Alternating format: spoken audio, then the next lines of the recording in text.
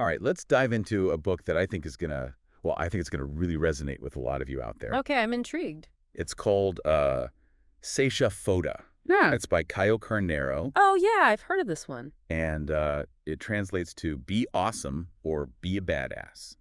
That's a pretty powerful title, right? Yeah, it is. And it really sets the tone for the whole book. It's all about, like, unleashing your inner potential and achieving, like, real impactful success. And it goes beyond just personal success, doesn't it? Yeah, that's what I found really interesting, too. Like, it delves into this idea of significance, like extending that success outwards to make a positive difference, in the world. Yeah, exactly. It's not just about climbing to the top of the mountain yourself. Right. It's about, like, helping others along the way. Mm. So I'm curious, like, how does Carneiro define significance exactly? Like, what does that look like in practice? Well, one of the core principles he talks about is the absolute necessity of change. He says that even when things seem fine, there's always room for growth, evolution, and complacency. That can be a real trap. Think about it. Are you feeling any kind of restlessness? Like maybe a sense that there's more you could be achieving? Yeah, he's totally hitting on that now Jaga moment, isn't he? Yeah, exactly. That enough is enough kind of feeling. Like, it's time to make a change. I know I've been there.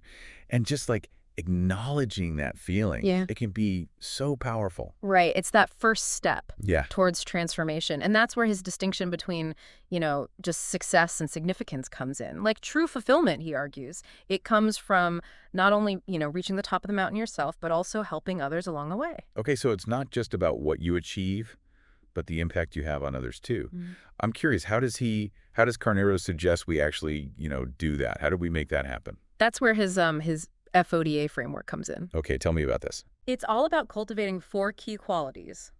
Feliz, which is happy. Otimista, which is optimistic. Determined, determinado, and abundante, which is abundant. And how do we cultivate those? Well, this is where it gets really interesting. He actually, he connects each of these qualities to a finger on your hand. Wait, so you're telling me my hand is like a cheat sheet Yeah. for achieving, like, OFOEA level success? Okay, Yeah. I am all ears. Tell me more about this. All right, so let's start with the thumb. Okay. It represents positivity and optimism. Carneiro, he really believes that cultivating a positive mindset, even when you're faced with challenges, is crucial. And he actually shares a story from his own life to illustrate this point. He calls it the no-show worst best event. Oh, yeah, I remember that story, the one where he organized this, like, big business event. Yes. Drove hundreds of miles, gets there, and no one shows up. Yeah. What a disaster. Right. Or so you'd think. But instead of letting this just crush him, Mhm. he chose to focus on what he did gain from the experience, Like, what? Practice, resilience, and this realization that he'd really given it his all. And it's a great reminder that our perspective, it really does shape our reality. Okay, so think about a time that you faced, like, a major setback. Like, how could you reframe that, like he did, Right. as a learning experience? Right. How could you use that to fuel your growth rather than letting it hold you back? That's a great question to consider. Yeah. So moving on, we have the index finger. Okay. And that represents vision and direction. That pointing finger, it's guiding you forward. Yeah. And Carneiro stresses the importance of having a clear why, that driving force that propels you towards your goals. And I think that's where visualization comes in. Well, I love visualization. Me too. Like envisioning your future self in detail. Yes. He suggests actually like writing it down, Yeah. solidifying it. I mean, what resonates with you most about that, this whole vision thing? For me, it's about connecting like emotionally with your goals, making them feel real, achievable. Like you're already living that future you're working towards. Okay, so what about the middle finger? Ooh, this one's good. Yeah. It symbolizes action and execution. Okay, I like it. Right.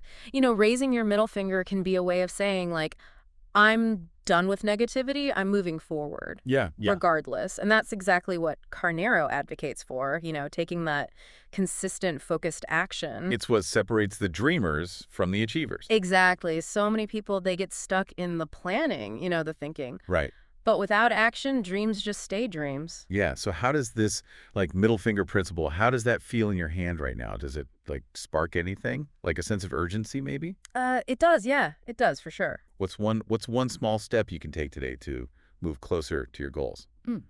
All right, on the next finger, the ring finger. The ring finger. This one stands for commitment and values. You know, Carnero reminds us that staying true to our core values while remaining dedicated to our goals, it's crucial for genuine fulfillment. And I think one of the most powerful stories he shares is about his mother's illness. Yeah, I remember that one. It really highlights the potential pitfalls of sacrificing those values, for the sake of success. It's a good reminder that even amidst striving for achievement, we can't neglect the things that really matter, like family, our deepest beliefs. Right. So thinking about your journey, what are some values that are non-negotiable for you? Ooh, that's a good one. Yeah. And how can you ensure that, your pursuit of success doesn't end up compromising those values? Okay, now for the pinky finger, often seen as the smallest, right? Right. Maybe the least significant. But in Carnero's framework, it represents something so incredibly important: What's that? emotional control and attention to detail. Yeah, he argues that 80% of success is actually emotional intelligence. The ability to, like, master your emotions, stay level-headed through the ups and downs of, any journey. Okay, the other 20% is like the mechanics, right? Yeah, the mechanics of, like, your business, your endeavor. So for you, what does it mean that 80% of success is emotional? Like, does that surprise you? It does a little bit, yeah. But when you think about it, it makes a lot of sense. Right. Because, it highlights the importance of cultivating emotional resilience, being able to bounce back from setbacks, manage stress, maintain a positive outlook. It's like mastering your inner world is just as important, if not more so, than mastering your outer world. I agree with that. So as you're considering this pinky finger principle, like, what emotions are coming up for you? Do you feel empowered, inspired, maybe even a little overwhelmed? Like, what can you do today to strengthen your emotional control and really pay attention to the details that matter? Yeah. One thing that really struck me about this book is how Carnero connects those OFOD principles to, like, real-world action. Right. Like, it's not enough to just think positively or have a vision, right? You got to actually translate those thoughts into tangible action. He has a great quote about that. Which one? He says, if you have a dream, but there's no process, like, happening, no action, then you will not have, like, long-term fulfillment. You will have long-term disappointment. Oof.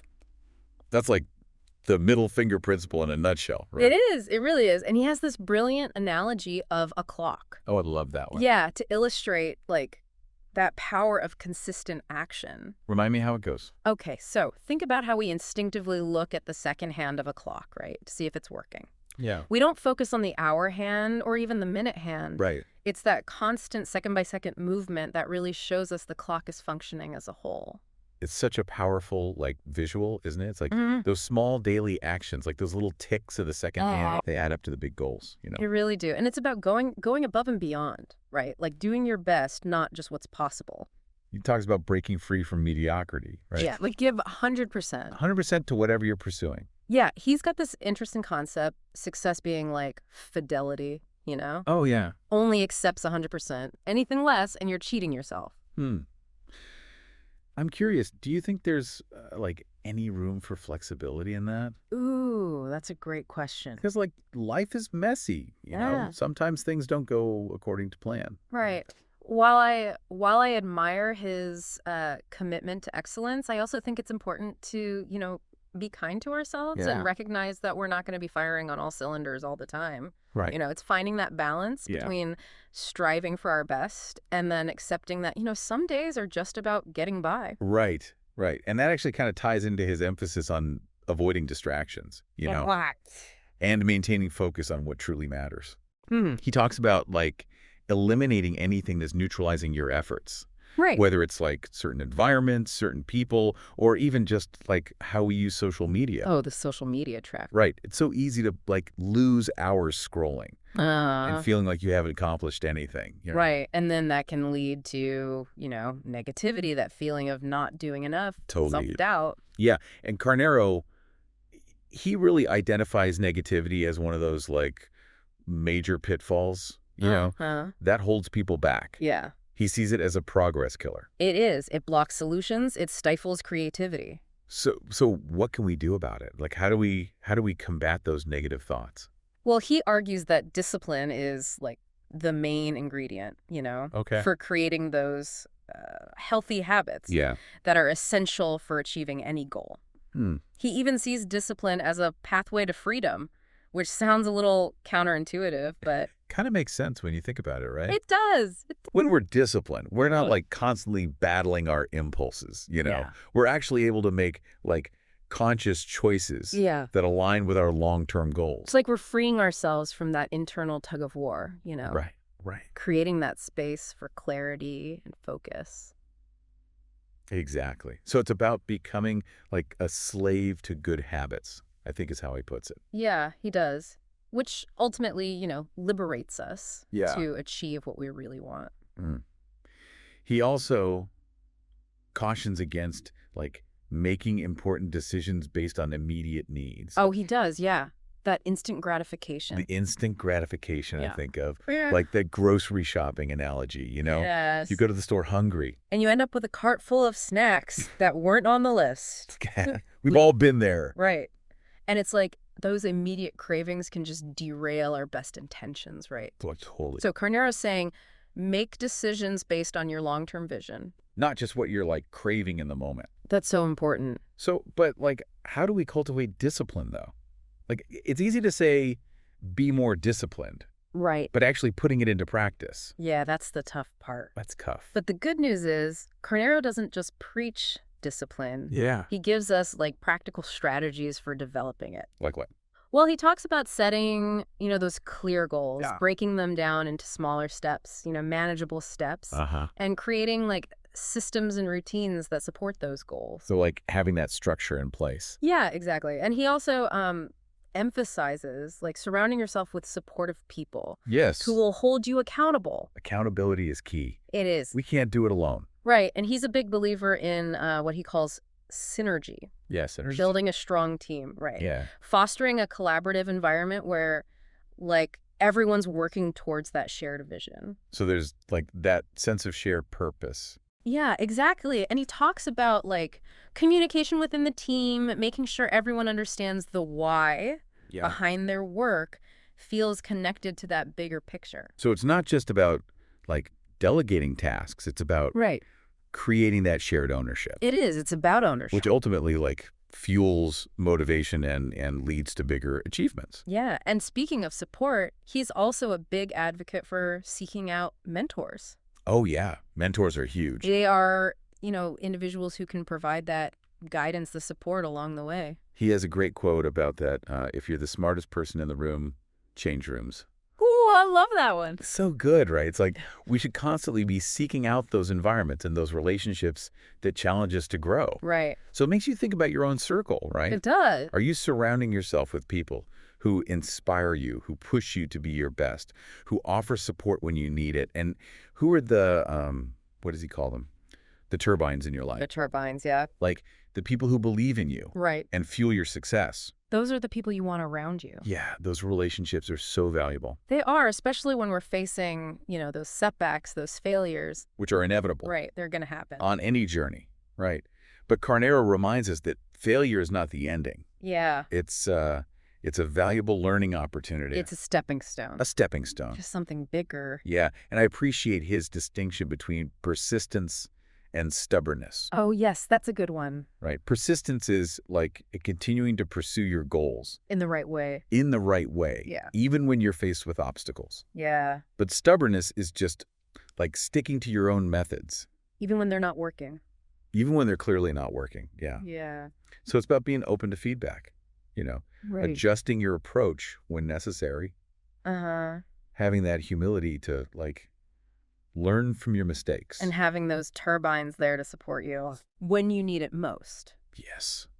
Now, all this talk about goals and vision Yeah. makes me think about that index finger principle again. Oh, yeah. The vision. Do you remember when he talks about like setting a time frame for achieving your goals? Oh, yeah. He's very clear about that. Yeah. Not putting like an arbitrary expiration date on your dreams, like I'll give this 6 months and see what happens. Right. Like setting those limits just undermines your belief in the possibility. It's about committing fully to that vision, Yes, right? exactly. Trusting that with persistent effort and the right approach, you will ultimately achieve it. It's a journey, not a race.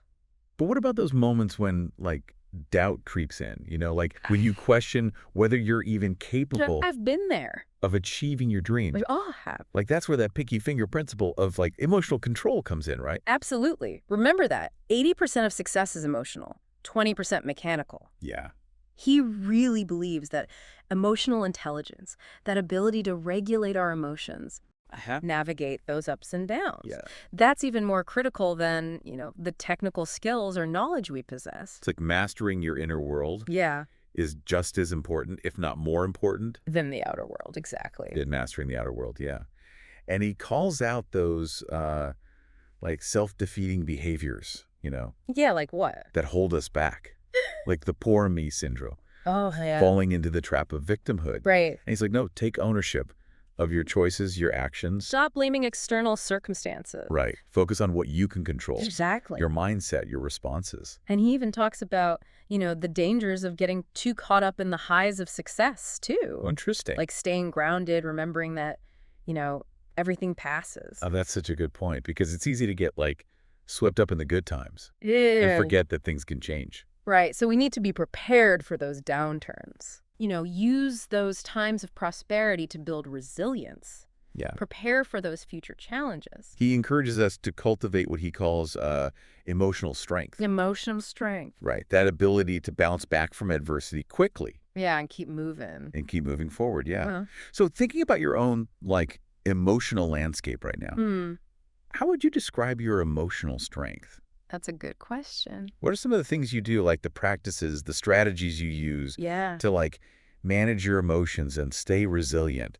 It's like, what he says, like, never make an important decision right after you've stumbled. Oh, that's a good one. It's so easy, right, to get caught up in the heat of the moment. Oh, yeah. Whether it's a setback or even a big win, Yeah. make a decision based on that emotion. You're not thinking clearly. You're not. You need to, like, take time to process, gain perspective, Yeah. make sure your choices are, like, actually serving you.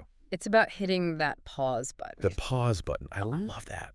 Before reacting. Yes. So important. And I think that kind of brings us back to that pinky finger. Oh, yeah. The paying attention to the details. The details. And there's all about, like, those seemingly small, overlooked aspects. Right. They can make or break your success. Yeah, he's all about that FODA mentality, Yeah. that awareness of the details. The commitment to excellence. Yes, in every area. I love that example he uses with the 2 bricklayers, the cathedral. building a cathedral. Yeah, one's just laying bricks. The other one is like, I'm building a cathedral. It's such a simple but powerful, like, illustration of how our mindset really shapes our experience It really does. and ultimately our results. Do you ever find yourself, like, falling into that just laying bricks mentality? Oh, all the time. It's so easy. It's so easy to get, like, caught up in the the day-to-day. day-to-day grind. Yeah, and lose sight of the bigger picture. Right. So adopting that cathedral builder mindset, that's what keeps you inspired. It keeps you connected Yep. to the Purpose. purpose. Yeah. One of my favorite takeaways from this whole book Yeah. is when he says, you don't need to be great to do great things. Oh, I love that one. Right. You just need to dedicate yourself intensely to what you do. That's powerful. It's so empowering. Right? It Like, is. you don't have to wait for permission You don't to pursue your dreams. take ownership. Take ownership and recognize that you have that power You do. to achieve extraordinary things Just by committing. just by committing yourself fully and, like, putting in the work. Put in the work. And that's really what, like, this whole Seja Foda thing is about, right? It is empowering individuals, To take control. create the success they want. And it's a reminder that greatness isn't, like, reserved for a select few, Right. It's available to anyone. who embraces those FODA principles and puts in the effort. And remember that image of your hand. Your hand It's a reminder that you have everything you need right at your fingertips. to shape your own destiny. Love it. Create the life you envision. So as we wrap up this deep dive into Seja Foda, Yeah. what's, like, resonating with you the most? Hmm. What's that one thing that you can start doing today Ooh. to unleash your inner Foda? That's a great question to ponder. And, as you embark on this journey to becoming Ofode, Yeah. keep seeking knowledge, keep growing, and keep striving Keep driving. to be the best version of yourself. Be the best version of yourself. Until next time. Until next time.